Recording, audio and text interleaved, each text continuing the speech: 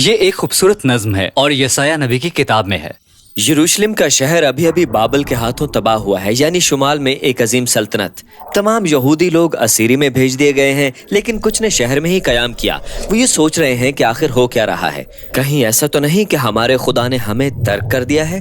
درست، کیونکہ یروشلم وہ شہر ہونا چاہیے تھا جہاں سے خداوند پوری دنیا پر حکمرانی کرے تاکہ ہر ایک کو امن اور برکت دے۔ یسایہ نبی نے کہا تھا کہ بنی اسرائیل کے گناہ یروشلم کی تباہی کا باعث بنے۔ انہوں نے خدا سے کنارہ کشی اختیار کر لی، بدعنوان ہو گئے، اور یوں ہی ان کا شہر اور ان کی ہیکل تباہ ہو گئی۔ سب کچھ کھویا کھویا سا لگتا ہے۔ لیکن نظم آگے بڑھتی ہے۔ اس شہر کی دیواروں پر ایک پہرے دار ہے، اور اسی درمیان پہاڑوں پر ہمیں ایک پیغمبر نظر آتا ہے۔ وہ شہر کی طرف دوڑتا چلا آ رہا ہے، وہ دوڑ رہا ہے اور چلا رہا ہے، خوشخبری۔ پہاڑوں پر ان لوگوں کے قدم کتنے مبارک ہیں جو خوشخبری لا رہے ہیں۔ مبارک قدم؟ جی، یہ قدم بہت مبارک ہیں جو خوشخبری لے کر آ رہے ہیں۔ پر پیغام کیا ہے؟ جی کہ یروشلم کی تباہی کے باوجود بنی اسرائیل کا خدا اب بھی حکمرانی کرتا ہے، اور وہ خود ایک دن اس شہر واپس آئے گا اور اپنا تخت واپس لے گا اور امن بحال کرے گا۔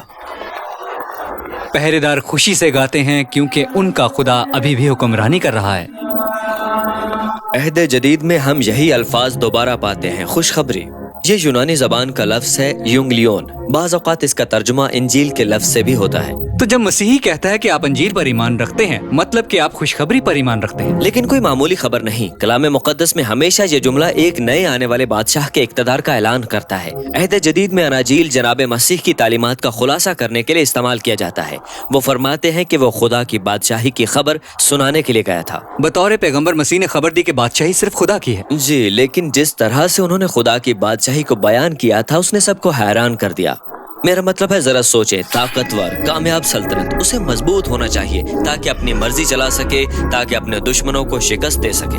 لیکن جناب مسیح فرماتے ہیں کہ خدا کی بادشاہی میں سب سے عظیم انسان ہی سب سے کمزور ہے، وہ جو محبت کرتا ہے اور ضرورت مندوں کی خدمت کرتا ہے۔ اور انہوں نے فرمایا کہ خدا کی بادشاہی میں رہنے کے لیے برائی کا جواب اپنے دشمنوں سے محبت کر کے دو اور انہیں معاف کرو اور امن بحال کرو۔ یہ ایک الٹ پلٹ کا شکار سلطنت تھی۔ تو جناب مسیح نے فرمایا کہ میں اپنی بادشاہی کے ساتھ آ رہا ہوں۔ جی، تو مثال کے طور پہ یہاں ایک دلچسپ کہانی ہے جس میں ایک اعلیٰ عہدے کے رومی افسر کا ذکر ہے۔ وہ جناب مسیح کے پاس تشریف لاتا ہے اور درخواست کرتا ہے کہ اس کے غلام کو شفا بخشی جائے۔ وہ یہ بھی مانتا ہے کہ مسیح ہی نجات دہندہ ہے اور اس کا اختیار ہے۔ جناب مسیح اس کی تعریف کرتے ہیں کہ اس نے وہ جان لیا جو کوئی نہ جان پایا، کہ جناب مسیح نہ صرف خدا کی بادشاہی کا اعلان کر رہے ہیں بلکہ وہی بادشاہ ہیں۔ تو یہ خبر پھیل جاتی ہے کہ گلیل سے ایک یہودی آدمی یہ کہتا اور کرتا ہے جیسے وہی اسرائیل کا بادشاہ ہو۔ وہ 12 شاگردوں کی تقرری کر رہا ہے جو اسرائیل کے 12 قبیلوں کی شبیہ ہو۔ وہ لوگوں کو شفا دے رہا ہے اور لوگوں کو ان کے گناہوں کی معافی دے رہا ہے۔ اور اس سب سے اسرائیلی رہنما نے خطرہ محسوس کرتے ہوئے آخرکار اسے مروانے کا فیصلہ کر لیا، اور جناب مسیح نے انہیں ایسا کرنے دیا۔ ہاں، یہ ایک عجیب چیز ہے اگر بادشاہ بننے کی کوشش کر رہے ہیں۔ جی بالکل درست، لیکن جناب مسیح کے لیے یہ ہونا لازم تھا۔ جناب مسیح نے دیکھا کہ بنی اسرائیل کے گناہ اور تباہی تمام لوگوں کی انسانی حالت کا ایک چھوٹا سا حصہ ہے۔ کس طرح بنی نوع انسان نے خدا کے خلاف بغاوت کی، جس کے نتیجے میں پوری دنیا لاچاری اور تباہی کا باعث بنی۔ تو ایسی دنیا پر وہ اپنی بادشاہی کیوں لائے گا؟ جناب مسیح کا ایمان تھا کہ یہ ممکن ہوگا قربانی کی محبت کے عمل کے ذریعے سے جو وہ اپنے دشمنوں کے لیے دیں گے۔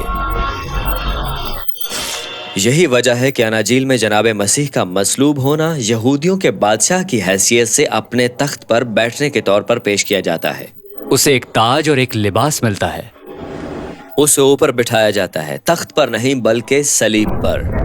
وہ قدم کتنے مبارک ہیں جو خوشخبری لاتے ہیں۔ اور اب خوشخبری یہ ہے کہ جناب مسیح نے موت کو شکست دی، اور اب وہ بادشاہ بن کر حکمرانی کرتے ہیں، کیونکہ اس نے ہمارے گناہ اور بدعنوانی سے خود ہی مقابلہ کیا، اور کیونکہ اس نے یہ اپنی محبت اور زندگی سے فتح کیا ہے۔ پھر جناب مسیح اپنے پیروکاروں کو بھیجتے ہیں کہ جاؤ اور یہ عظیم بادشاہت کی خوشخبری لوگوں میں پھیلاؤ، اور سب کو دعوت دی کہ وہ اس کے ساتھ شراکت کریں، وہ بادشاہ جس نے اپنے پیار سے موت کو شکست فاش دی۔ یہ ویڈیو دیکھنے کے لیے بے حد شکریہ۔ ہم یہ اس لیے کرتے ہیں کیونکہ ہمارا ایمان ہے کہ کلام مقدس ہی یکتا بیانیہ اور حکمت ہے جو کہ ہمیں جناب مسیح کی طرف لے جاتا ہے۔ تو ہم یہ معلوماتی ویڈیوز بنا رہے ہیں تاکہ عوام الناس کو بائبل مقدس کی کتب کے عمومی اور تفصیلی پیغامات سے اچھی طرح سے واقف کیا جا سکے۔ جی، ہم یہ ویڈیوز اس لیے بناتے ہیں کہ ہم کلام مقدس سے ایک موضوع لیتے ہیں اور پھر اسے کلام مقدس کے شروع سے آخر تک تلاش کرتے ہیں، جیسے کہ ابھی آپ نے ویڈیو دیکھی اور ہم اور بھی لا رہے ہیں۔ बाइबल प्रोजेक्ट मुमकिन हुआ है क्योंकि आप लोग सपोर्ट करते हैं। कुछ लोग सिर्फ एक ही बार तोहफा देते हैं और महाना तहाइफ देने वालों की तादाद भी बढ़ती जा रही है। हम सब इसके पीछे हैं और हम चाहते हैं कि ये वीडियोस हर जगह पर हर किसी के लिए बिल्कुल फ्री हों।